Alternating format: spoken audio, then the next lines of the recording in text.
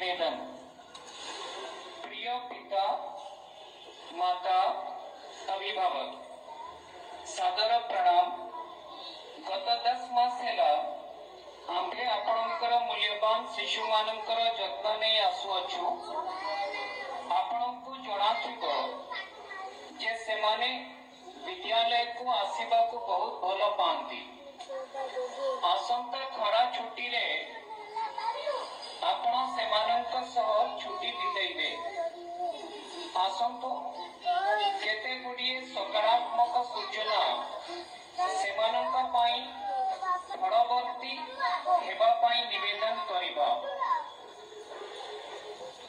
अति कम रे 2 थर भोजन पिलांक सह नेबे।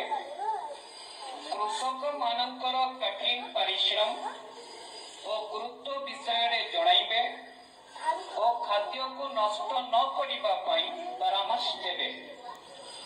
सेमानंको भोजन परे निजर बासन निजे सफा करिबा को परामर्श देबे।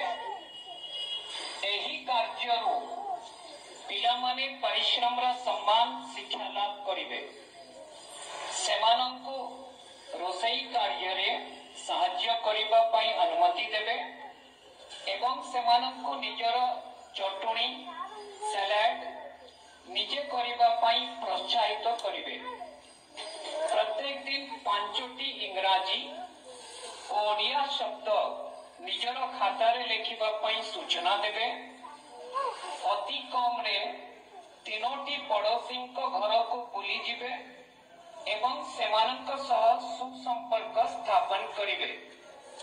अजा आई समस्तंक पाखक बुली जिबा पाई अनुमति देबे कारण सेमानंकर स्नेह पिलांक उन्नति पाई गुरुत्वपूर्ण अटे। अजा आई सह फोटो उठाइबा पाई अनुमति देबे। पिला मानंको निजर कार्यस्थली को भ्रमण पाई नेबे एवं सेमानंको आपणकर परिवार पाई कठिन परिश्रम करी सहयोग करुथिबार जणाइबे।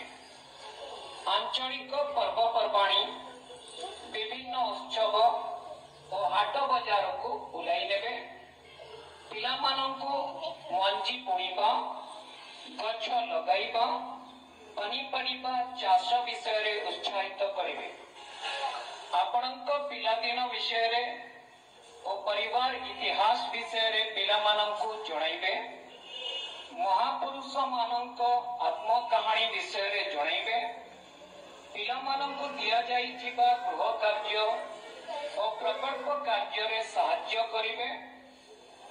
एही सब कार्य सह खरा समय रे तापमात्रा अधिक हेबा समय रे पितामाता को निवेदन करा जाउछि आपण माने पिला मानंको बाहर को छाड़िबे नाही।